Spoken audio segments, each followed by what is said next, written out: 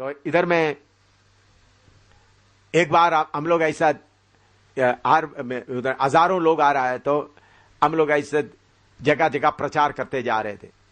तो एकदम एक इधर का डीसी का ऑर्डर आ गया, आप लोग जुलूस लिखते वक्त में नारे लगाते, उसे दुकानदारों को बहुत मुश्किल होता है करके कंप्लेंट आ गया। नारे लगाते यीशु मसीह की जय वगैरह ऐसा बोलते समय क्या हुआ है, दुकानदारों को क्या आता है, मुश्किल आता है। तो इसलिए ऐसा नहीं आना, ठीक है। मैंने बोला साइलेंट मार्च करेंगे, ये रघुनाथ बाजार से इधर रेसिडेंसी रोड से ऐसा साइलेंट मार्च करेंगे। तो हमने हजारों पेपर में लिखा हुआ यीशु मसीह यीशु मसीह यीशु मसीह यीशु मसीह लिखा, फिर उसके बाद वचन भी लिखा हुआ है हजारों में। तो सब लोग कौन सा पकड़ा हुआ है, डंडा, डंडा में क्या लिखा हुआ है, यीशु मसीह यीशु मसीह। तो लोग, हम लोग इधर से अभी लिखा हुआ इस क्रिश्चियन कॉलेज में शौकत पीटर के उधर में भी बैठकर बहुत लिखा, हजारों में लिखा। बाद में हम लोग बोल रहे थे तुमने ये शहर को भर दिया है? मैंने सोचा पगले यीशु मसीह का नारा लगाने से कुछ लोग सुन रहा था, अभी तो दुकान में बैठे सब लिख रहे हजारों झंडा। इधर ये रेसिडेंसी रोड से भी घुमा भाई, ये रघुनाथ बाजार सब घुमा। अच्छा, फिर उसके बाद दूसरा साल आ गया। दूसरे साल में हमने जगह जगह में जाकर प्रचार कर रहे थे। गांधीनगर में भी एक ग्रुप जा गया, 3-4। तो फिर हमारे कारण 144 डिक्लेयर कर दिया। किसके कारण? हमारे कारण 144, उसको क्या बोलता है, 140। तो सीनियर सुपरिटेंडेंट ऑफ पुलिस मेरे पास आकर 144 दे दिया। उस वक्त डोगरा हॉल में हम लोग रहते थे। मैंने बोले किसका मतलब क्या है, तुम कहीं जाकर बाहर प्रचार नहीं कर सकते, इधर ही कर लो। तो हमने दोपहर के बाद सब लोग बाहर जाना है तो क्या करें, बैठकर प्रार्थना किया। प्रभु ने बोला 2-2 करके भेज दो। मैंने सीनियर सुपरिटेंडेंट ऑफ पुलिस से कितने लोगों को भेजा, 5 से ज्यादा कहीं भी मिलेगा हम अरेस्ट करेंगे, मुझे बोला था। मैंने फिर 2-2 करके भेजो। तो मैंने बोला सुबह का बाइबल क्लास के बाद सबको बोला 2-2 करके जम्मू शहर में पूरा प्रचार करो। करीबन 1,500 से ज्यादा लोग थे, 2-2 करके पूरा जम्मू शहर में भर दिया। तो लोग आरएसएस, शिवसेना, बाकी डीसी वगैरह सब आ रहे, डीसी आ रहा है, तहसीलदार, बहुत लोग हैं। देखो आपने जम्मू में आग लगा दिया, हमने आपको मैंने बोला, आपने बोला 144, तो हमने तो हमारा 2 से, मैं बोला 2 से ज्यादा कहीं भी मिलेगा हम अरेस्ट करेंगे, करो पूरा। तो शाम को 6 बजे सब लोग जब वापस आ गए, मैंने सबको गिनो। तो उस वक्त मेरा स्टेनो के काम स्टीफन मैटो करके मेरे साथ में भाई आकर ऑफिस का काम करता था, स्टीफन मैटो। मैंने स्टीफन मैटो उनका नाम लिया सबको थोड़ा लिखने के लिए, सब लोग आ गया। तो देखा तो स्टीफन मैटो नहीं, तो मालूम हो गया पकड़ा गया। तो देखा तो 5-6 लोग नहीं। तो एकदम मैं छोटा स्कूटर लेकर पका डंगा उधर, उस वक्त का बड़ा पुलिस और उधर था। तो ये 5 लोगों को अंदर बिठाया, सुपरिटेंडेंट पुलिस भी उधर बैठे। मैंने बोला क्यों उनको बिठाया? आपने आपको 144 बताया, जम्मू शहर में पूरा आपने आग लगाया। तो उनसे सवाल पूछा, मेरे सवाल का जवाब वगैरह दे दिया। मैंने बोला इन लोगों को छोड़ दो। मैंने पूछा, इन लोगों को पूछा तुमको कैसा अरेस्ट किया? इन लोग प्रचार करके आते समय में इकट्ठा आ गया। ये 2-2 करके आने की जगह में क्या आ गया, तो पुलिस जीप और पुलिस वाहन पीछे था, इकट्ठा मिल गया, अरेस्ट कर दिया सुपरिटेंडेंट पुलिस वगैरह। तो आईजी के साथ, मैंने बोला आईजी से बात करना, आईजी का दफ्तर उधर है, आगे जाते वक्त आईजी का दफ्तर उधर होता है। मैंने इधर से पक्का डंगे से उनसे बात करना, तो वायरलेस से बात करना शुरू किया। मैंने बोला मेरा लोगों को छोड़ दो। उन्होंने बोला आप क्या बोल रहे हैं, आप जम्मू को आग लगाए, हमको कितना मुसीबत हो रहा है, कैसा छोड़ना बोलता है। मैंने बोला उन लोग चलते वक्त आपने अरेस्ट कर दिया 5 से। मैंने बोला ठीक है, तो जिधर जिधर 5 से ज्यादा मिलेगा अरेस्ट करना है। हाँ अरेस्ट करेंगे, 144 पूरा शहर में। तो मैंने सबसे पहले बस स्टैंड में जाएंगे, कहीं भी 5 से ज्यादा मिले तो उनको क्या करना, अरेस्ट करना। दूसरा सब्जी मंडी में जाएंगे, क्योंकि 144 रब्ज है। आप क्या बोल रहा है?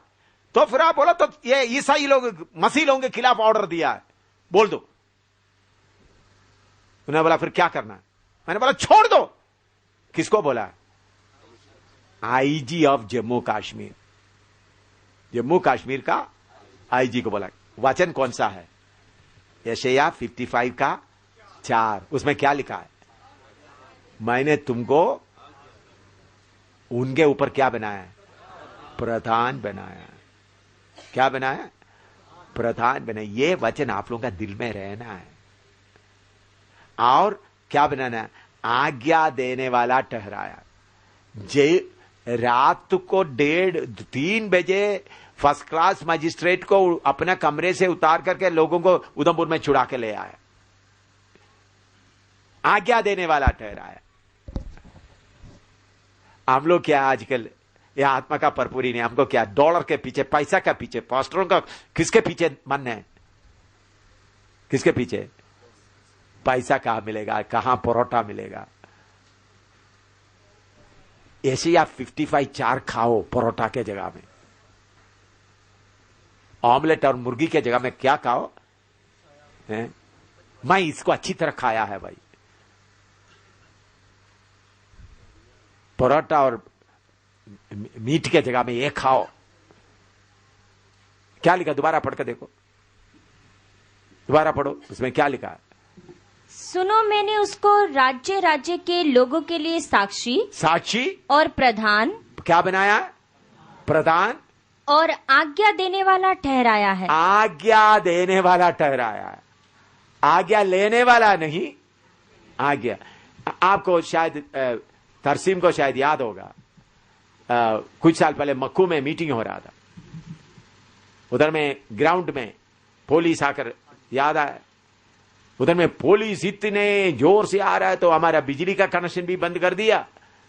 हमारा जनरेटर के पास भी जाकर फिर मुझे मालूम हो गया मीटिंग बंद करने के लिए 10-12 पुलिस ऑफिसर, एसपी, बाकी वगैरह ऐसा क्या उनके पास चढ़ी लेकर के धीरे से आ रहा था। मैं हिंदी में बोल रहा था, दूसरा तर्जुमा स्टेज के पास, बड़ा स्टेज भी नहीं था, ऐसा ही कर दिया, किसी को दिखाई नहीं दिया। वो बड़ा कानून वाला पत्थर की तरह, खंबे की तरह कहीं शामियाने के बाहर खड़ा रहा। कब तक? मीटिंग खत्म होकर मैं बीमारों के लिए प्रार्थना करने तक उधर खड़ा रहा। बाद में बोला आओ हमको, मैंने बोला फिर बाद में जाकर उनके लिए क्या किया? प्रार्थना किया।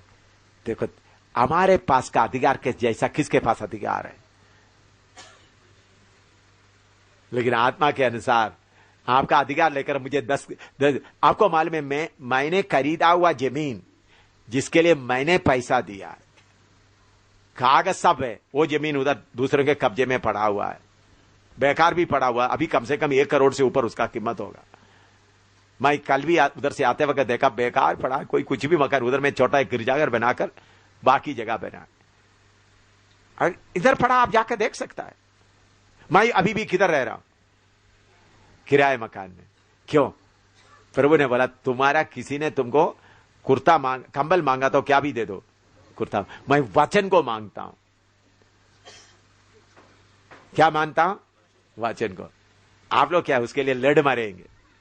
ये देखो इतना कीमती जमीन उधर पड़ा है, आप जाकर देखो इधर में ही प्रेमनगर में, उसके नजदीक अच्छा होटल बना सकता। अभी बेचेगा तो कितना? पैसा पूरा मैंने दिया, कागज पूरा मेरे पास, उसका हकदार पूरा मैं हूं। और कोई अभी उधर जमीन बनाने के लिए, लोगों को मकान बनाने के लिए डर रहता, कौन बनाएगा? कोई असली मालिक कोई नहीं है, इसलिए उन लोग आंदोनी वगैरह मिलकर के डर कर पड़ा हुआ है। वचन के अनुसार खड़ा रहेगा तो आप क्या बनेंगे? प्रधान बनेंगे, देश का प्रधान, देश का प्रधान बनेंगे। तो प्रभु यीशु ने आपको गरीब के, दुनिया की तौर पर गरीब, आत्मिक तौर पर क्या है? हैं? देखिए शैतान का सारे राज्य के ऊपर हुकूमत करके मैं इधर बैठा हुआ हूं अभी। सुना आप? शैतान और लूसीफर के सारे ताकत के ऊपर मेरे पांव के नीचे शैतान को और उनका फौज को, लूसीफर को दबाकर इधर बैठा हुआ हूं। नहीं तो ये दोनों को या इतने लोगों को अभी क्या होना था, दावा देकर बैठा हुआ हूं। लेकिन उसके लिए कैसा चलना पड़ेगा? पूरी बात किसमें? वचन के अनुसार। आप लोगों को क्या है? अपनी बात आता, मेरी मेरा मेरा मेरा छोड़ने के लिए आपको हिम्मत है? मेरा पत्नी, मेरा पापा, मेरा खाना, मेरा छोड़ने का हिम्मत है आपको? वो छोड़ता नहीं है। फिर शैतान किसके पीछे पड़ा रहेगा? वचन के अनुसार आप तैयार होता जाओ, फिर आपको मालूम होगा यह सेवा कितना अधिकार का सेवा है। प्रभु ने अधिकार का सेवा दिया, आत्मिक अधिकार। देखो, आप पूरा जम्मू में ढूंढ कर देखो, कहीं भी किसी चर्च में भी प्रार्थना नहीं होता भाई। लेकिन इधर में क्या हो रहा है? क्या हो रहा है? बाहर से आए हुए लोग मीटिंग चला रहा है। इसलिए मेरे प्यारों, इधर में ये वचन आप अच्छी तरह, कितने लोग ये एशिया 55 का 4 अच्छी तरह खाएंगे? थोड़ा देख ले बहन लोग, भाई लोग, कितना खाएंगे? इधर में जो जानते हैं वो कहते हैं, हमने देखा है उसकी गवाही देता है। गवाही किसका देना है? जो आपका जीवन में अनुभव हुआ। इधर उधर का गवाही चोरी चुरा करके देने से क्या है?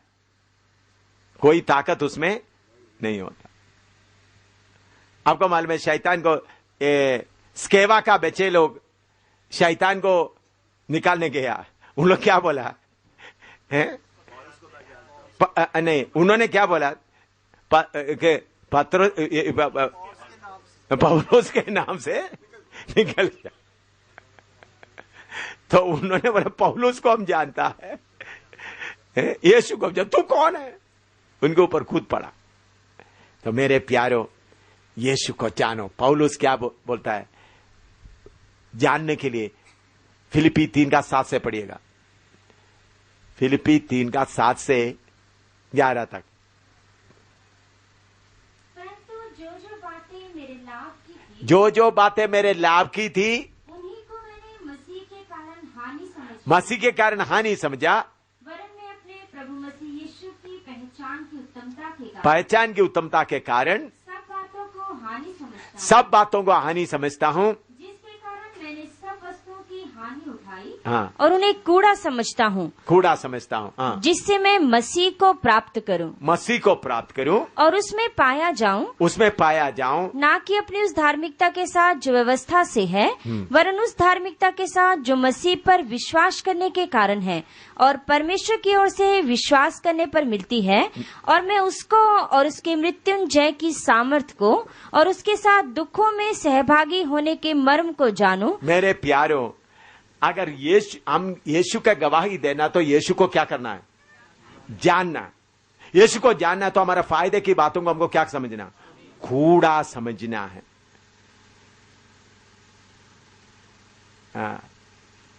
कूड़ा समझना। यीशु को जानने से ही सही गवाही दे सकता है। तो यीशु को जानना तो क्या करना पड़ेगा आपको? फायदे की चीजें, हम लोग क्या करते हैं? फायदे के पीछे पड़ा हुआ, मेरा हक मुझे ये मिलना चाहिए। दुनिया की चीजों को कूड़ा समझेगा तो आप क्या पाएंगे? यीशु को पाएंगे। फिर तो गवाही देते समय जिसको हमने देखा है, जिसको हमने अनुभव किया है, हलवा कितना मीठा है करके कौन दिलेरी से बोल सकता है? जो हलवा का टेस्ट को चखा है, जानता है मैं यीशु को। इसी प्रकार आपका जीवन में आने वाला हर परेशानी के जरिए से, कष्ट के जरिए से प्रभु यीशु मसीह को आप जाने।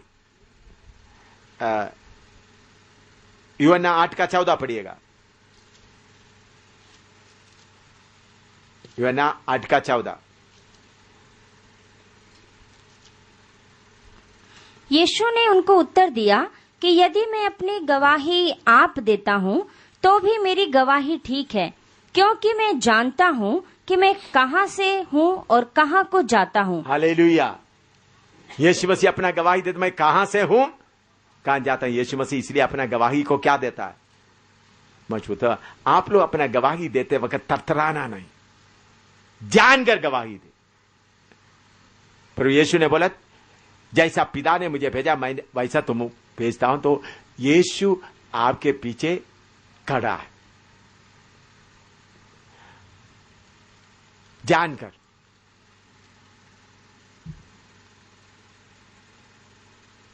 यूहन्ना 18 का 37 पढ़िएगा।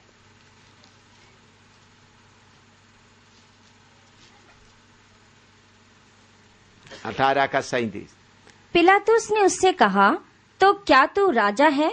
यीशु ने उत्तर दिया कि तू कहता है, क्योंकि मैं राजा हूँ। मैंने इसलिए जन्म लिया और इसीलिए जगत में आया हूँ कि सत्य पर गवाही दूं। हालेलुया। तो आपके बारे में कोई भी कुछ बोलेगा तो आप उसको अनुभव से क्या कर सकता है? बोलना है। यीशु से बोले, तू राजा है? हाँ, मैं इसी के लिए आया हूं।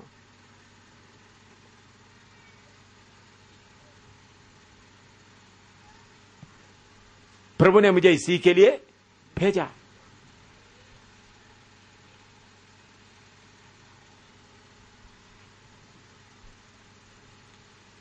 तो ये बात अनुभव से, अपने जीवन में जो घटना होता है उस अनुभव से। तो प्रभु आपको परेशानी, दुख क्यों आने देता है? ताकि आप यीशु मसीह को जाने।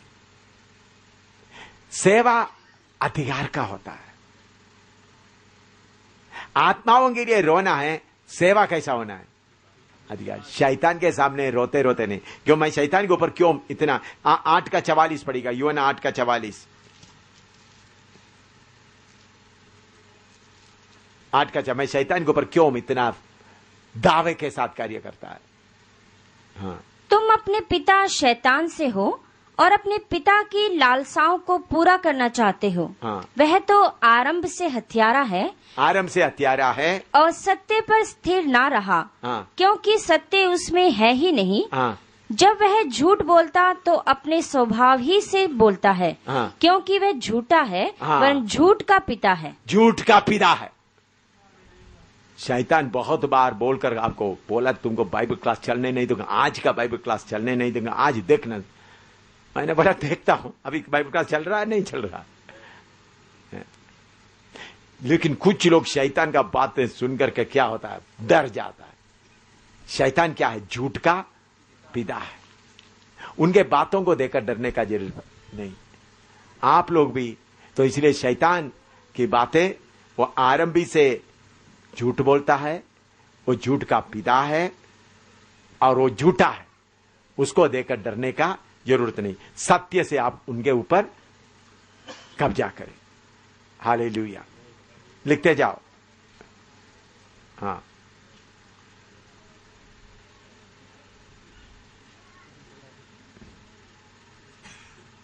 अभी 1 का 5 दोबारा पढ़िए। प्रकाश उदय 1 का 5 दोबारा पढ़िएगा। और यीशु मसीह की ओर से जो विश्वास योग्य साक्षी पड़ा, और मरे हुओं में से जी उठने वालों में पहलोठा। First begotten of the dead.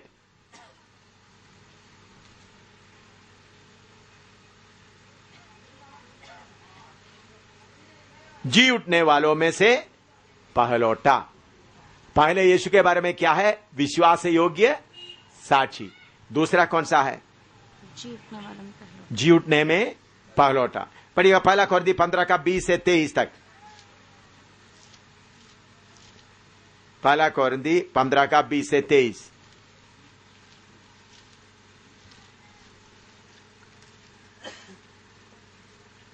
परंतु सचमुच मसीह मुर्दों में से जी उठा है, और जो सो गए हैं उनमें पहला फल हुआ। क्योंकि जब मनुष्य के द्वारा मृत्यु आई तो मनुष्य ही के द्वारा मरे हुओं का पुनरुत्थान भी आया। और जैसे आदम में सब मरते हैं, वैसा ही मसीह में सब जिलाए जाएंगे। परंतु हर एक अपनी अपनी बारी से, पहला फल मसीह फिर मसीह के आने पर उसके लोग। हालेलुया। प्रभु यीशु मसीह, पहले मैंने बोला विश्वास योग्य साक्षी, दूसरा मरे हुए में से जी उठा पहलौटा। ये बात हमारे लिए कैसा है सुने, शैतान कितना भी अपना मंसूबा लेकर आएगा तो भी आपने बोलना शैतान मैं तुम्हारे ऊपर क्या होगा, जय पाएगा।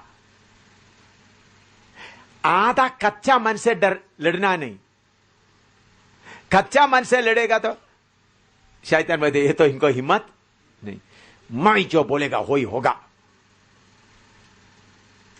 आपका मुंह से जो निकलेगा वो ही होगा। यीशु मसीह मरे हुए में से जी उठा, पहलौटा, हम भी उसके पीछे आने वाला है। तो शैतान दो जो तुम बोलता है वो नहीं होगा, मैं जो बोलता है वही होगा। इसलिए हम बोलते हैं हमारे सामने का पहाड़ क्या हो जाएगा, मैदान हो जाएगा।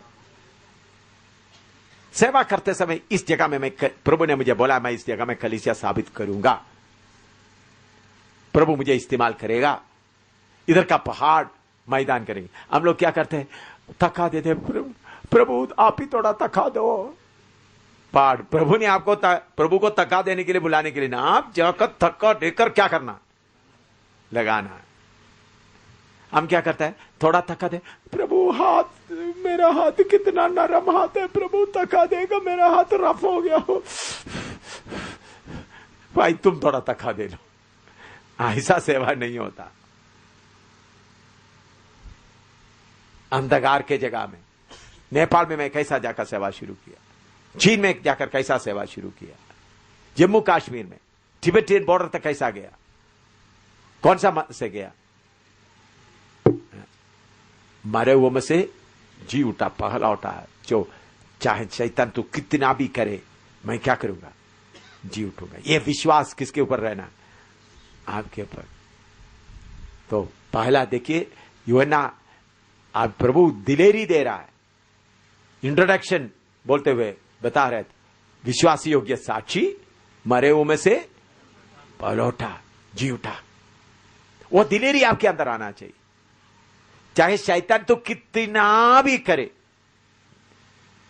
कितना भी बेइज्जती करे, जीत किसका है, किसका है, शैतान तुम्हारा जीत कभी नहीं होगा, जीत सिर्फ हमारा। बेइज्जती होंगे हमारे ऊपर।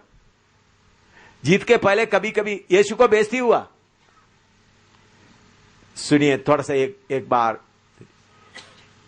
यीशु का जो क्रूस यीशु को पकड़वाया गया, उस समय का हालत देखने से कैसा है, चेले लोग भी छोड़कर भाग, उनके साथ मरेंगे करके बोला हुआ वो भी भागे। लेकिन समय पर यीशु क्या हो गया, जी उठा। तो जी उठने के पहले आपका बेइज्जती होगा। ये हम नहीं चाहते हो, प्रभु मेरा अच्छा नाम का कुछ भी नहीं होना, प्रभु मेरा नाम तो मेरे जैसा कोई नहीं, लोगों को मुझे तारीफ करता रहे। जी उठने के पहले आपका बेइज्जती, आपका पूरा खुदी का पूरा कदम होना जरूरी है। उसके बाद ही जी उठने का ताकत अनुभव होगा। यीशु उस वक्त का, अभी हम बोलते हैं यीशु जी उठेंगे, उस वक्त का चेले लोग सोचा था यीशु जी उठेंगे। यीशु जी उठकर आया तो भी उन लोगों को विश्वास नहीं हो रहा है। यीशु जी उठकर आया तो भी उनको क्या नहीं हो रहा है, विश्वास नहीं हो रहा। हालेलुया। हमको जी उठने का शक्ति चाहिए, लेकिन उसके पहले का गत्सेमने से लेकर क्रूस तक का वो हमको, वो तो थोड़ा कड़वा है भाई, वो कड़वा चीज हटा दो।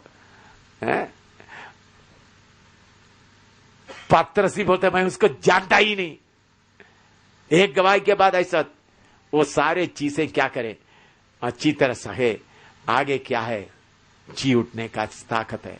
तो हमारे अंदर ये बना, शैतान तू कुछ भी करता रहे, मैं क्या करूंगा, जी उठने का पहलौटा, वो दिलेरी आपके अंदर आना है। विश्वास योग्य साक्षी, और जो इसे क्या, शैतान तू कितना भी बर्बादी करे, मेरा मर्जी के अनुसार, प्रभु ने दिया योजना के अनुसार कार्य होगा।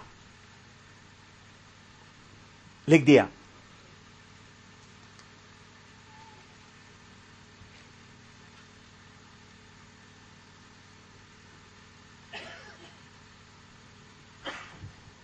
अभी दूसरा का पांच का दूसरा हिस्सा पढ़ो। पहला का 5। और पृथ्वी के राजाओं का हाकिम है। पृथ्वी का राजा होगा। कौन है? हाकिम। कौन है? प्रभु यीशु मसीह पृथ्वी का राजा होगा, हाकिम। वो हमको क्या होता है? क्या होता है? पिता ने क्या बोला है? जैसा मैंने, प्रभु यीशु मसीह बोला, जैसा बाप ने मुझे भेजा वैसा मैं तुमको भेजा। तो पृथ्वी का राजा होगा कौन? हकीम। मैंने क्यों शेख अब्दुल्ला को बोला मैं आपके इस बात में नहीं आएगा?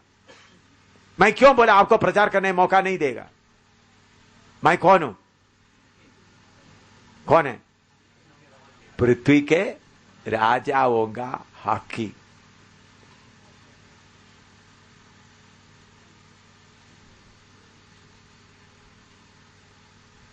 एलिया बोल रहा है डर डर डर डर डर के, आहाब के सामने डर डर डर के बोल रहा है, देखो आहाब राजा आप पाप कर रहा है, मैं जा, अच्छी तरह सुनना मेरा प्रार्थना, आहाब राजा आप पाप कर रहा है, मैं जाकर मेरा परमेश्वर के सामने प्रार्थना करने जा रहा हूं, प्रभु आहाब राजा का मन को थोड़ा सीधा कर दे, थोड़ा उनको ठीक कर दे।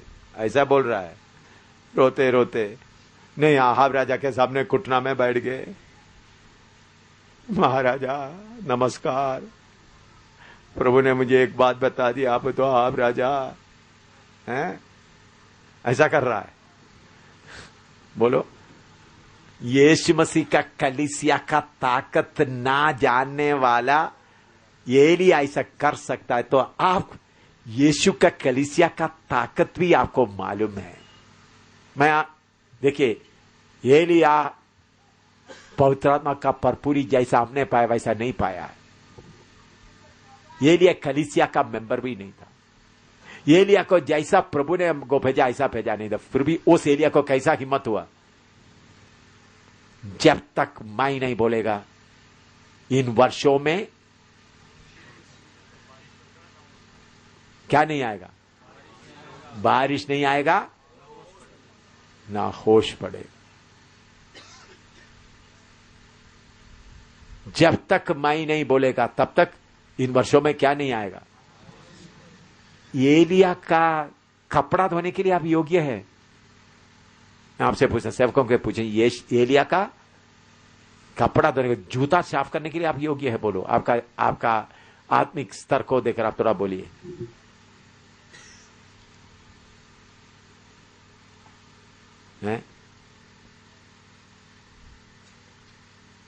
एलिया उतना किया है, तो इन आखिरी दिनों में प्रभु यीशु बोलता है दुनिया की हाकिमों का, राजाओं का हाकिम। प्रभु आपको क्या दिया है? सेवक लोग फिर भी पैसे के पीछे, इज्जत के पीछे, लोगों के तारीफ के पीछे। कुंडा में बैठो, अभी थोड़ी देर आप लोग प्रार्थना में अपना नोटबुक बंद करो।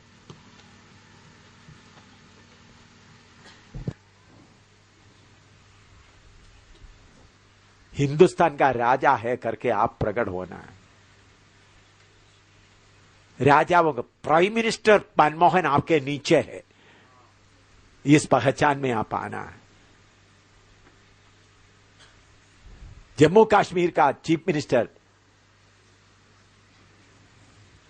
आपके नीचे है, आना है। इधर का डीसी आपके नीचे है, आना है। इस पहचान में आना है। शारीरिक बातों को भूल जाओ, शारीरिक बातों में रहने का। पौलुस बोलता है अब शारीरिक रीति से चलता है, लेकिन हमारा हथियार गढ़ों को गिराने का है। विश्वास योग्य साक्षी पृथ्वी के राजाओं का। प्रभु यीशु बोला, स्वर्ग और पृथ्वी का सारे अधिकार मुझे दिया गया, जाओ सब जगह में सुसमाचार प्रचार करो। मैं इस अधिकार लेकर दुनिया के कितने देशों में गया, मार खाया है, कीमत दिया है। इस छोटा शेड के नीचे से हिंदुस्तान का राजा लोग प्रकट होना। सेवा रोते रोते नहीं, आत्माओं के लिए रोए, बाकी बातों के लिए अधिकार। शारीरिक बातों को त्यागे, शारीरिक बातों का कच्चापन।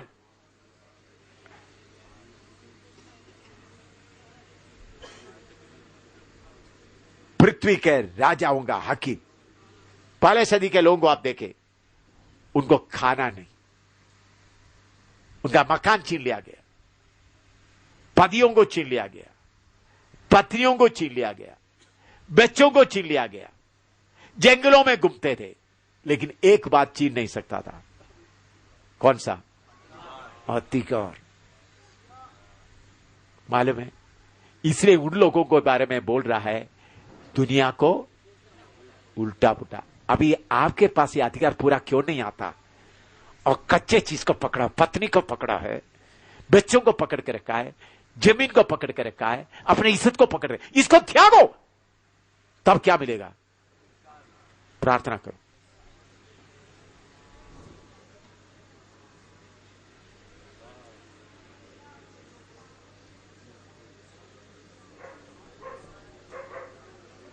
पेट भर का खाना खाने वाला पृथ्वी को नहीं हिलाया, भूखा रहने वाला पृथ्वी को हिलाया, पत्नी के साथ सुख लेने वाला पृथ्वी को नहीं हिलाया, बच्चों का खुशी देखने वाला पृथ्वी को नहीं हिलाया। जिन्होंने सब त्यागा पृथ्वी को हिलाया, वो यीशु आज भी एक सा है, वो नहीं बदलता।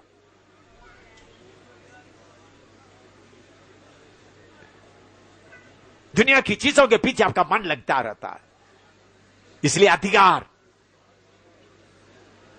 आपके पास नहीं है। शैतान आपको देखकर मजाक उठाता है, शैतान का चेले आपको देखकर मजाक उठाता है।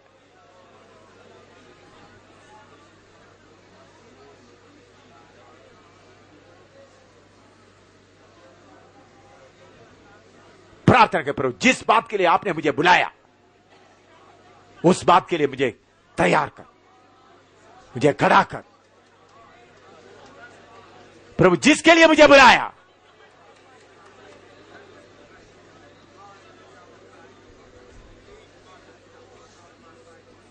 फानी चीजें फेंक दे, कपड़ा ले जाओ, खाना ले जाओ, पत्नी को ले जाओ, पति को ले जाओ, बच्चों को ले जाओ, लेकिन मेरा अधिकार तुमको नहीं मिलेगा। मेरा अधिकार तुमको नहीं मिलेगा। वो ले, शैतान के सिर को कुचले।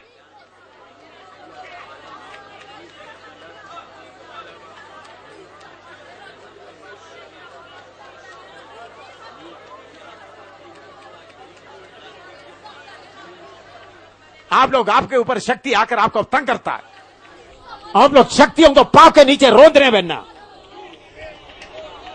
रोंदने वाला बनना है। शक्तियों को तुमको और मैं रो दूंगा।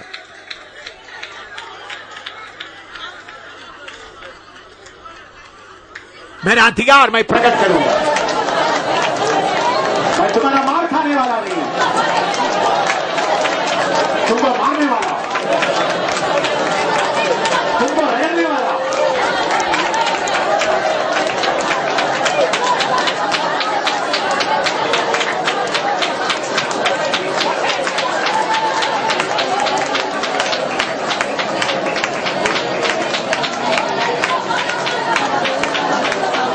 अधिकार का सेवा प्रकट होने का समय आ गया।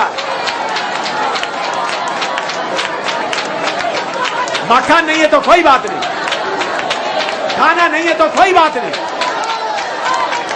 पत्नी को ले गया तो कोई बात नहीं, अधिकार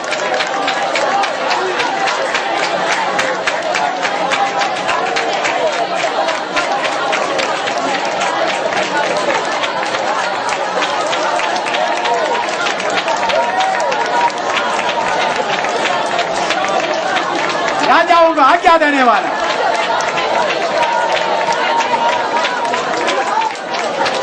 एलिया की तरह खड़ा हो जाए, गढ़ों को गिराना है, शैतान का हर गढ़ गिराना, शैतान का एक गढ़ भी नहीं रहना, शैतान का हर गढ़ गिराना है।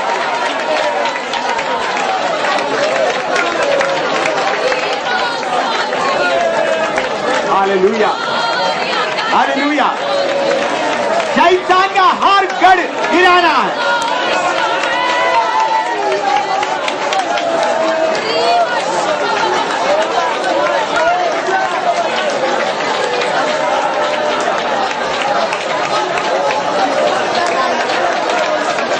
शैतान अपने खुशी गढ़ के बारे में घमंड नहीं करता।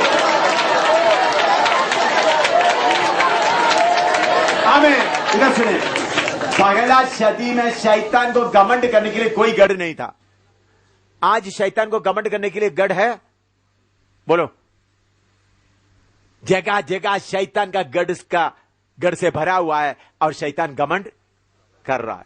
अच्छी तरह सुनना, पहला सदी में उनके पास उनका पति को ले गया, पत्नी को ले गया, जमीन को ले गया, बच्चों को ले गया, जंगल में घूम रहे थे, लेकिन शैतान का एक भी गढ़ नहीं रहता। आपको मालूम है एफेसुस का जो आर्तिमस देवा का पुजारी क्या बोल रहा है, हमारा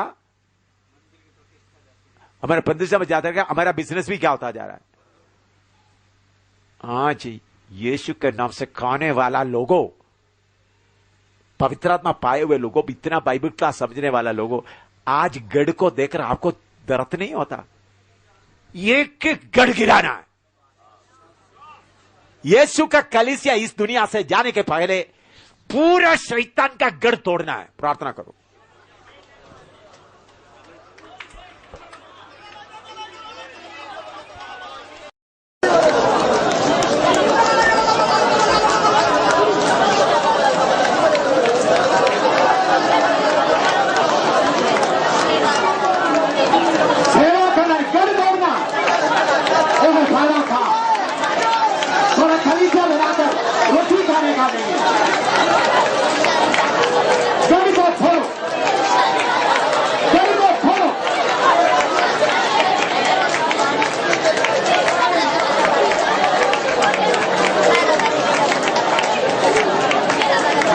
इधर सुनिए, स्वर्ग में जाता है कौन सा झंडा लेकर जाएंगे आप? शैतान का एक भी गढ़ इधर है तो झंडा लेकर जा सकता है? कलीसिया पूरा गढ़ को तोड़ना है। सेवक तुम्हारा काम है गढ़ को तोड़ना है। प्रार्थना, कितना काम, बड़ा काम देखो, उसके लिए कितना समर्पण चाहिए। प्रकाशित वाक्य पहला का 5वां पद पढ़िएगा। अब वही 5 हम पढ़ रहा है, उसमें से कुछ वचन, कुछ वाक्य एक्सप्लेन किया, बाकी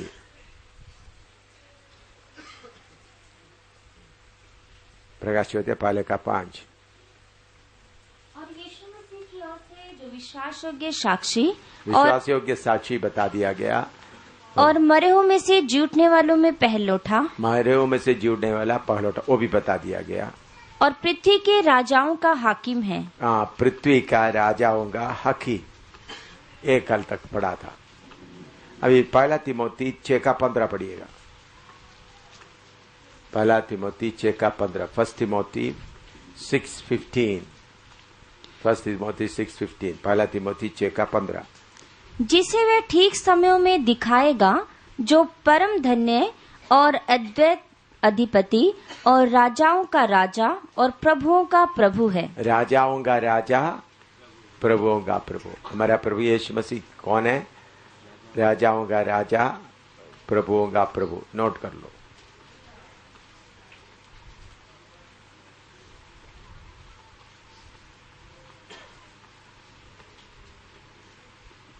और प्रकाशित 11 का 15 पढ़िएगा।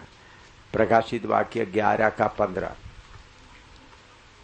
रेवलेशन 11:15। और जब सातवें दूत ने तुरही फूकी तो स्वर्ग में इस विषय के बड़े बड़े शब्द होने लगे कि जगत का राज्य हमारे प्रभु का और उसके मसीह का हो गया। हाँ, जगत का राज्य उसका प्रभु का मसीह का हो गया। The kingdoms of the world has become the kingdom of our Lord and he shall reign forever। हाँ, और उसके नीचे हो गया और वह युगान युग राज्य करेगा। वो ये युगान युग राज्य करेगा। सारे दुनिया किसके कंट्रोल में आ गया? हाँ, ये प्रकाशित वाक्य में आगे जाकर मैं आपको उसके बारे में और खोलकर बताऊंगा। प्रकाशित वाक्य 17 का 14 पढ़िएगा। ये मेमने से लड़ेंगे और मेमना उन पर जय पाएगा, क्योंकि वह प्रभुओं का प्रभु और राजाओं का राजा है। हाँ, मेमना कौन है? प्रभुओं का प्रभु, राजाओं का राजा। लिख लो।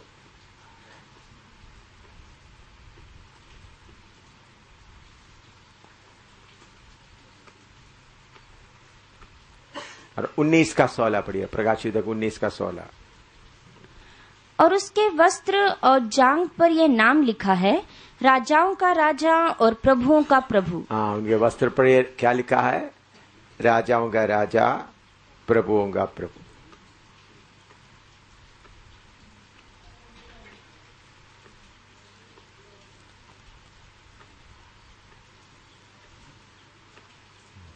और उसका 5 का आगे पहला अध्याय का 5, एक उसमें एक वचन और बाकी 5 पढ़ो, दोबारा पढ़ो। और यीशु मसीह की ओर से जो विश्वास योग्य साक्षी हो गया और मरे हुए में से जुटने वालों में पहलौठा का भी बता दिया और पृथ्वी के राजाओं का हाकिम है। हाँ, तुम्हें अनुग्रह और शांति मिलती रहे, जो हमसे प्रेम रखता है और जिसने अपने लहू के द्वारा हमें पापों से छुड़ाया है। उन्होंने अपने लहू के द्वारा हमको अपना पापों से छुड़ाया। वो भी नोट करो। उन्होंने अपने लहू के द्वारा हमको, उस 5वें पद में कितना बात लिखा है। उन्होंने अपने लहू के द्वारा हमको छुड़ाया।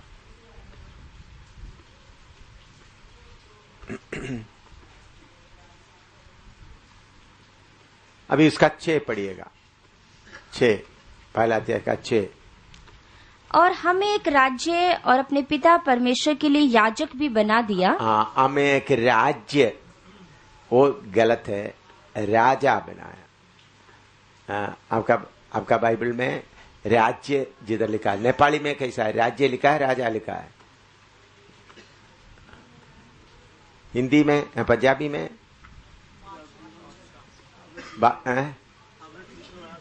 हाँ, नहीं, पहले हिंदी है। राज्य के जगह में राजा लिखना है। Made us Kings.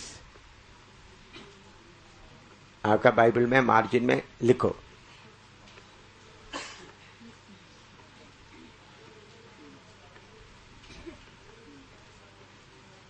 राजा लिखो। तो प्रभु ने हमको क्या बनाया? राजा और याजक।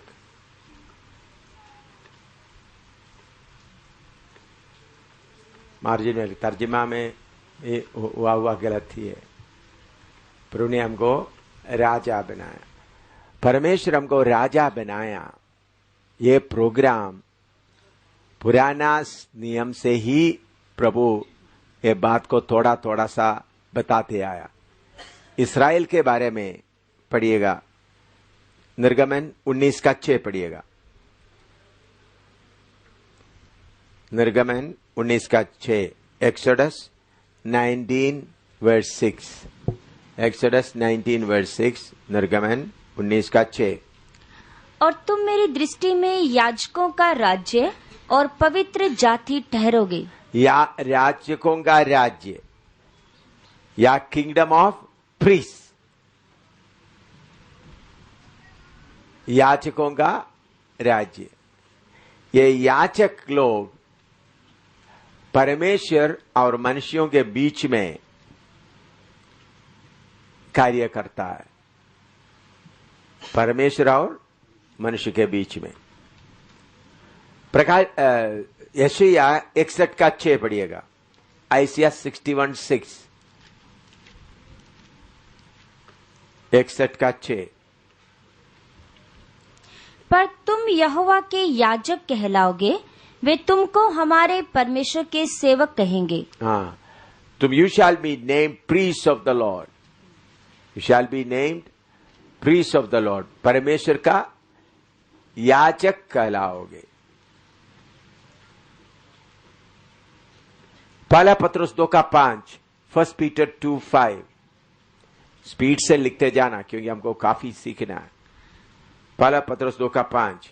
तुम भी आप जीवते पत्थरों की नाई आत्मिक घर बनते जाते हो, जिससे याजकों का पवित्र समाज बनकर, याजकों का पवित्र समाज, हॉली प्रीस्टहुड। पहला पत्रुस 2:9, 1 पीटर 2:9। पर तुम एक चुना हुआ वंश और राज्य पदधारी, याजकों का समाज और पवित्र लोग और परमेश्वर की निज प्रजा हो। हाँ, तुम याजकों का समाज और राजपत्तारी। तो प्रभु हमको उद्धार देकर कितने नजदीक में लेके आ रहा है और उसके बराबर में बना रहा है, राजा बना रहा है। ये ऊंचा पदवी में हमको आने के लिए हम इस धरती में रहकर योग्य बनना है। परमेश्वर हमारे लिए जो ऊंचे पदवी रखा है उसके लिए हम योग्य बनना है। सिर्फ नरक से बचना काफी नहीं है, इस ऊंचे पदवी के लिए क्या बने? योग्य बने। हम बाकी लोगों के लिए प्रभु के सामने खड़ा होना, तो पहले क्या होना है? प्रभु के सामने खड़ा होने के लिए अपने आप योग्य बनना है।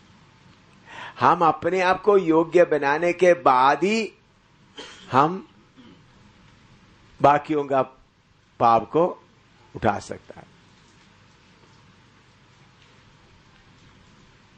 तो ये जिम्मेवारी हमारे सामने है। इस्राएली याजकों के बारे में हम देखते हैं, उनको परमेश्वर को उपस्थिति में खड़ा होने के लिए योग्य वस्त्र पहनाता है। वो वस्त्र पहनते हुए ही परमेश्वर का उपस्थिति में खड़ा हो सकता है। तो हमारे व्यक्तिगत जीवन में जो बात अब छोटे छोटे बात समझते हैं, क्या मैं ये बात लेकर परमेश्वर के सामने खड़ा हो सकता है? मेरा काम दूसरों को भी खड़ा करने का है, दूसरों का भी गलतियों को उठाने का है। तो ये बात हमेशा आपके मन में रहकर, प्रभु मेरे से ये नहीं हो सकता करके बोलकर, प्रभु मैं जैसा दरिवाल में सिखाया, मसीह हम में वास करे, मसीह हम में जीवित रहे। ऐसा हालत में हम अपने आप को जांच कर देखना है। हम अपने आप को पूरा पवित्रताई में खड़ा नहीं हो सकता। प्रभु मैं योग्य नहीं हूं, आप मुझ में वास करके मुझे योग्य बना दे। बहुत बार सेवा में तरक्की क्यों नहीं होता? हम पहले पूरा शुद्ध नहीं है और शुद्ध होने का कोशिश भी नहीं करता। छोटी मोटी बातें ठीक है, बाद में देखा जाएगा। देखिए, प्रभु आपको और मुझको याचक बना के रखा। याचक के पास कब कौन आएगा मालूम नहीं, हमेशा आएगा। तो हमको कभी भी हमारा कोई पाप, जो बात आपको मालूम है जो पाप है, उसको साथ रखते हुए नहीं चलना। तो आपसे दूर करने के लिए नहीं बोलता, प्रभु से आप बोलना, प्रभु मेरे से नहीं हो सकता, मैं पूरा हरा हुआ हूं, आप मुझे चलाए, आप मुझे चलाएं करके बोलेगा तो जरूर प्रभु क्या करेगा, आपको चलाएगा। आप अपने आप को चलने के लिए कोशिश करेगा तो फिर थोड़ा कुछ चलेंगे, फिर गिर जाएंगे। तो हर समय टूटा मन से, प्रभु मैं आपके सामने पवित्र रहना चाहता हूं, मेरे से नहीं हो सकता, यीशु मुझ में आप वास करें। तो ऐसा आते वक्त फिर अपना मर्जी किसी बात में नहीं करना। अभी हमारे जीवन में क्या होता है, यीशु को वास करने के लिए बोलते हैं, फिर सारे बातें अपना मर्जी से करते हैं। मुंह से बोलते हैं यीशु मुझ में तू वास कर।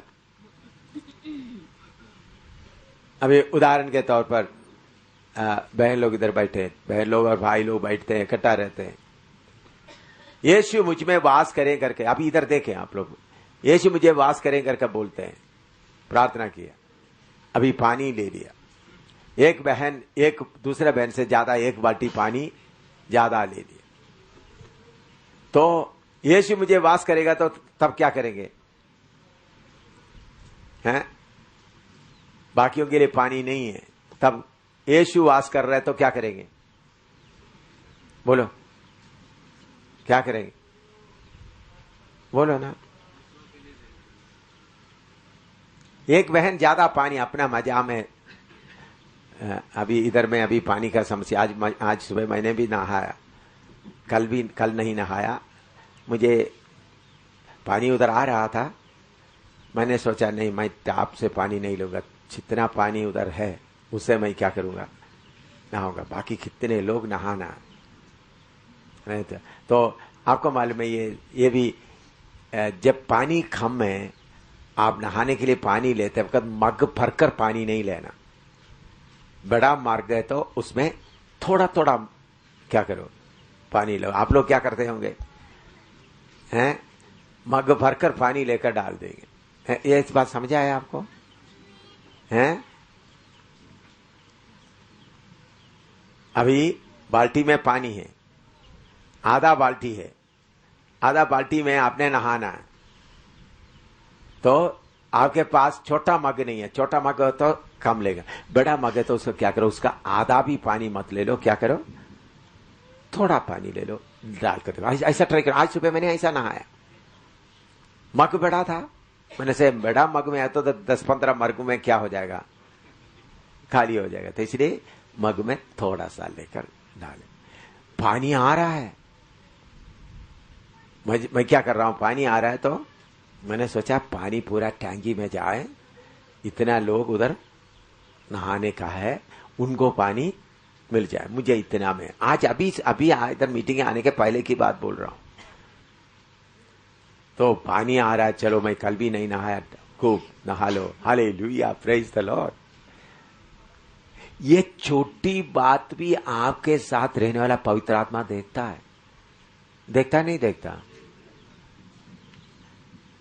अपना खुदी में पूरा पानी मजा उठा के हालेलुया, मतलब हालेलुया, अन्य भाषा बोले तो पवित्र आत्मा बोलेगा ये सब दिखावटी है। ये छोटी सी छोटी बात भी कौन देखता है?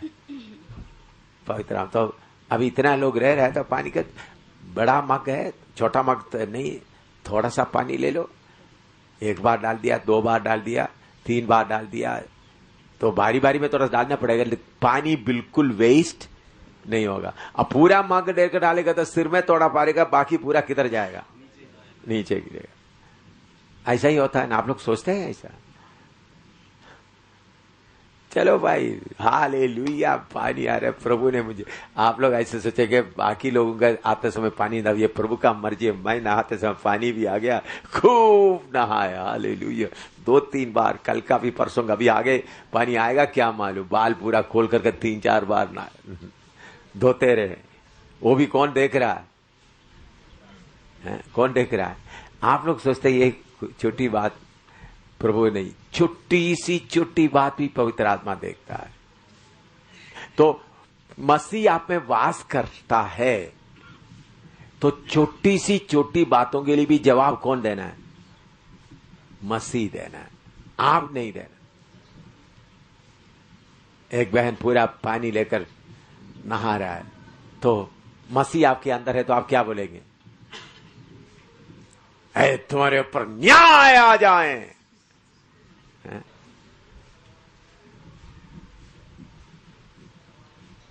मसीह आपके अंदर है तो प्रार्थना करेंगे, प्रभु इस बहन को थोड़ा समझ दे। बाद में सब लोग नहाने के बाद, बहन गुस्सा ना करें, बाकी लोग भी है बहन जी, प्रेम से। आपका बातचीत कैसा होना, मसीह है तो मसीह बात करते वक्त कैसा बात करता है? प्रेम से, समझदार से। तो ऐसा एक एक बात में मसीह, आप लोग प्रभु मेरे गलती के लिए प्रभु आप मेरे अंदर वास करें, बाकी सारे बातों के लिए आप करेगा तो फिर प्रभु बात मसीह वास करेगा आपके अंदर।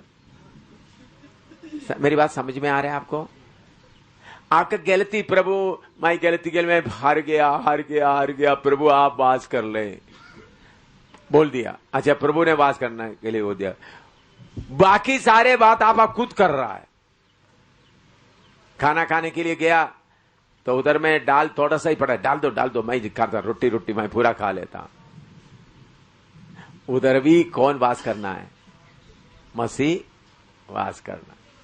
दूसरों का हित को चिंता करते हुए हर बात में मसीह वास करना। ये नहीं एक दो बात में मसीह वास किया, तो हर बात में मसीह वास करने देगा तो आपका जय का जीवन पक्का है। जय का जीवन पक्का है। लेकिन आप जय का जीवन के लिए आप अपना मतलब की बातों के लिए आप खुद करेंगे सब, बाकी बातों के लिए ऐसा करते हुए प्रभु देखिए, यीशु मसीह, मैंने धारीवाल में भी सीखा, प्रभु कभी भी किसी का आधा पौने लेता नहीं, लेगा तो पूरा लेगा, नहीं तो कुछ नहीं लेगा। आपका जीवन का आधा प्रभु कभी, प्रभु को ये 50% तुम कर लो, 50 मैं करूंगा, या 40% तुम करो, 60 नहीं। प्रभु बोले पूरा देगा तो दो, नहीं तो कुछ भी। आप थोड़ा सा भी रखा तो प्रभु आपका जीवन को नहीं लेगा, पूरा प्रभु को देना है, तब प्रभु पूरा लेकर आपको चलाएगा। तो आपका जीवन में आप राजपथधारी है, लोगों का पापों को अपने ऊपर उठाने का है, तो हमेशा पवित्र रहना है। हमसे पवित्र जीवन बिताना मुश्किल है तो हम क्या करें? प्रभु मेरे से नहीं हो सकता, आप मुझ में वास करें। तो हर बात में कौन वास करे? चॉकलेट खाते समय में भी, या परोठा खाते समय, या सूखा रोटी खाते समय में भी कौन वास करे? कौन वास करे? प्रभु, मसीह वास करे, मसीह खाए। ये नहीं पाप के लिए मसीह रे रोटी खाता एम शमिली खाता रहे। हर बात में कौन वास करना है? मैं कितने लोगों को समझ में आ रहा है? फेलियर कहां होता है? हम कहां हार जाता है? हर बात में मसीह वास करने नहीं देता। तो प्रभु का पी भी आपका 5% या 50% या 95% या 99% लेकर काम करने वाला नहीं है। अगर 100% देगा तो प्रभु लेगा, चलाएगा। तो हमको प्रभु ने क्या बनाया? लोगों का पाप को उठाकर प्रभु के सामने खड़ा होने के लिए याजक बना दिया। तो याजक हमेशा परमेश्वर और लोगों के बीच में बिचवाई करता है, उनका पापों को अपने ऊपर उठाते, उनका पापों के लिए प्रायश्चित करता है। अच्छा, अभी प्रकाशित 1 का 7 और 8, 1 का 7 और 8, रेवलेशन 1, 7 and 8। देखो वह बादलों के साथ आने वाला है और हर एक आंख उसे देखेगी, वरन जिन्होंने उसे बेधा था वे भी उसे देखेंगे, और पृथ्वी के सारे कुल उसके कारण छाती पीटेंगे। हाँ, आमीन। प्रभु परमेश्वर वह जो है, जो था, जो आने वाला है, जो सर्वशक्तिमान है, यह कहता है कि मैं ही अल्फा और ओमेगा हूँ। इधर में प्रभु यीशु की आमद के बारे में बताता है। दोबारा पढ़ो। देखो वह बादलों के साथ आने वाला है। देखो मैं बादलों के साथ आने वाला है और हर एक आंख उसे देखेगी। हाँ, तो प्रभु यीशु मसीह के दूसरी आमद का दो पहलू है, दो स्टेज है। एक है गुप्त में, दूसरा सबके सामने। इधर में गुप्त आमद के बारे में कुछ भी नहीं बताया, बल्कि सबके सामने आने वाला के बात के बारे में बताया। देखो मैं बादलों के साथ आ रहा हूं, सब लोग देखेंगे, जिन्होंने जो जकरिया नबी के किताब में भी उसके बारे में लिखा है। बाद में जाकर उसको खोलकर हम पढ़ेंगे। तो इधर में यीशु मसीह का गुप्त आमद के बारे में कुछ भी नहीं बताया। यीशु मसीह मरे हुए में से जी उठने के बाद गुप्त में किधर चले गया था? स्वर्ग में चले गया। फिर बाद में 40 दिन के बाद सब लोग देखते देखते ऊपर चले गए। तो जैसा यीशु जी उठकर गुप्त में गया और बाद में सब लोगों के सामने गया, उसी मुताबिक यीशु मसीह का दूसरे आमद में भी एक गुप्त में आएगा, दूसरा सबके सामने आएगा। हम कौन सा आमद के लिए हम तैयार रहना है? बोलो, गुप्त आमद के लिए। गुप्त आमद के बाद 7 साल के बाद सबके सामने प्रभु आएगा। तो हमारा तैयारी यीशु का गुप्त आमद के लिए, ताकि दुनिया को दिखाई नहीं देगा। दुनिया को मालूम होगा कुछ हो गया, लेकिन पूरा क्लियर मालूम नहीं होगा। लोग दुनिया से गायब हो गए। मैं सोचता हूं आजकल के साइंस के अनुसार लोग बोलेंगे दूसरा ग्रह से एलियंस आकर उनको ले गए, क्योंकि उसके बारे में अभी काफी चर्चा चल रहा है। वो कुछ लोगों को आकर क्या कर दिया? उठाकर ले गया। यही सोचेंगे। बहुत ज्यादा लोग नहीं जाएंगे, जो लोग तैयार है। तो उस यीशु का जो गुप्त में प्रभु स्वर्ग में गया, उसके बारे में थोड़ा सा, जो अभी तक उसके बारे में इतना जानकारी नहीं है, उनके लिए थोड़ा सा वचन बताता हूं। यूहन्ना 20 का 16 और 17 पढ़िएगा। यूहन्ना 20 का 16 17। यीशु गुप्त में कैसा आसमान में गए जीवने के बाद। यीशु जीवने के बाद कैसा गुप्त में आसमान में गया। यूहन्ना 20 का 16 17। John 20:16 and 17। यीशु ने उससे कहा, मरियम। उसने पीछे फिरकर उससे इब्रानी में कहा, रब्बुनी, अर्थात हे गुरु। यीशु ने उससे कहा, मुझे मत छू, क्योंकि मैं अब तक पिता के पास ऊपर नहीं गया, परंतु मेरे भाइयों के पास जाकर उनसे कह दे कि मैं अपने पिता और तुम्हारे पिता और अपने परमेश्वर और तुम्हारे परमेश्वर के पास ऊपर जाता हूँ। अपने परमेश्वर तुम्हारे परमेश्वर के पास मैं ऊपर जा रहा हूँ। और 20 का 19 और 20 पढ़िएगा। उसी दिन जो सप्ताह का पहला दिन था, संध्या के समय, जब वह वहां के द्वार जहां चेले थे यहूदियों के डर के मारे बंद थे, तब यीशु आया और बीच में खड़ा होकर उनसे कहा, तुम्हें शांति मिले। पहले मरियम मगदलीनी के पास में प्रभु आया, फिर उसके बाद शाम को आया। यह शाम को आने के बीच में क्या हुआ था? प्रभु गुप्त में सारे संतों को स्वर्ग में परदोष में लेकर फिर वापस आ गया। समझाया? अच्छी तरह समझाया। पहले मरियम के सामने खड़ा होते वक्त कौन कौन प्रभु के पीछे खड़े हैं? सारे संत लोग खड़े हैं। अब्राहम से लेकर आदम से लेकर सारे संत लोग खड़े हैं। तो कुछ घंटों के अंदर प्रभु किधर गए? स्वर्ग में सारे संतों को ले जाकर उधर में परदोष में रखकर वापस आकर उनके सामने खड़े हो गए। तो यीशु गुप्त में एक बार गया, फिर उसके बाद सबके सामने गया है। यूहन्ना 20 का 26 से 29 तक पढ़िएगा। यूहन्ना 20 का 26 से 29 तक। जॉन 20:26-29। 8 दिन के बाद उसके चेले फिर घर के भीतर थे और थोमा उनके साथ था। और द्वार बंद थे, तब यीशु ने आकर और बीच में खड़ा होकर कहा, तुम्हें शांति मिले। तब उसने थोमा से कहा, अपनी उंगली यहाँ लाकर मेरे हाथों को देख और अपना हाथ लाकर मेरे पंजर में डाल और अविश्वासी नहीं परंतु विश्वासी हो। हाँ, मरियम से बोला तुमने मुझे छूना नहीं।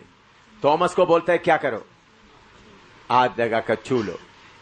तो इसके बीच में प्रभु ऊपर में जाकर आया। इससे ज्यादा और नहीं चाहिए ना प्रूफ। अभी यीशु का गुप्त आमद के समय में क्या होगा करके लिखा है, वो भी थोड़ा सा मत्ती 24 का 36 से लेकर 46 तक पढ़िएगा। मत्ती 24 का 36 से लेकर 46, मैथ्यू 24 36 to 46। उस दिन और उस घड़ी के विषय में कोई नहीं जानता, ना स्वर्ग के दूत और ना पुत्र, परंतु केवल पिता। जैसे नूह के दिन थे, वैसा ही मनुष्य के पुत्र का आना भी पढ़ो। आना भी होगा। क्योंकि जैसे जल प्रलय से पहले के दिनों में जिस दिन तक कि नूह जहाज पर ना चढ़ा, उस दिन तक लोग खाते पीते थे और उनमें ब्याह शादी होती थी, और जब तक जल प्रलय आकर उन सबको बहा न ले गया, तब तक उनको कुछ भी मालूम ना पड़ा। वैसे ही मनुष्य के पुत्र का आना भी होगा।